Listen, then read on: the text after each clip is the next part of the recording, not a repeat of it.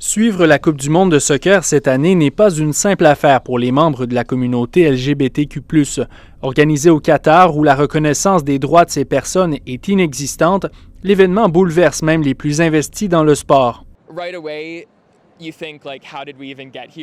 Carl Jonathan se demande comment on a pu en arriver là. Cet ancien joueur de soccer, découragé de poursuivre une carrière chez les professionnels en raison de son homosexualité, se dit attristé de voir le mondial aller de l'avant au Qatar. C'est comme si l'on faisait un pas en avant et deux en arrière, dit-il.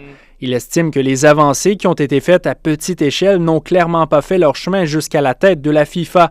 Le discours du président de la fédération samedi dernier en était un bel exemple, fait-il remarquer. Today I feel gay.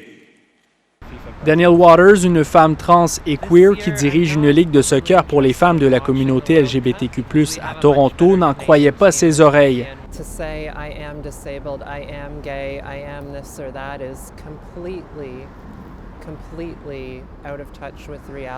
Dire « je suis handicapée, je suis gay », c'est être en déconnexion totale avec la réalité, dit-elle.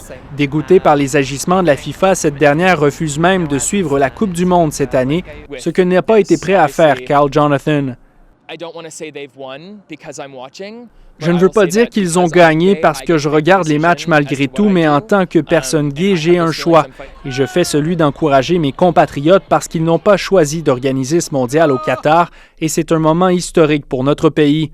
Canada Soccer a d'ailleurs lancé un partenariat avec You Can Play vendredi dernier, une organisation qui travaille pour la diversité et l'inclusion dans le sport. The legacy of this tournament really should be what comes from the tournament after Qatar.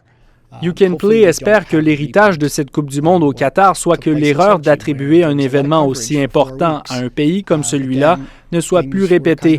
Le Canada, les États-Unis et le Mexique devront donner l'exemple lors du prochain mondial en 2026.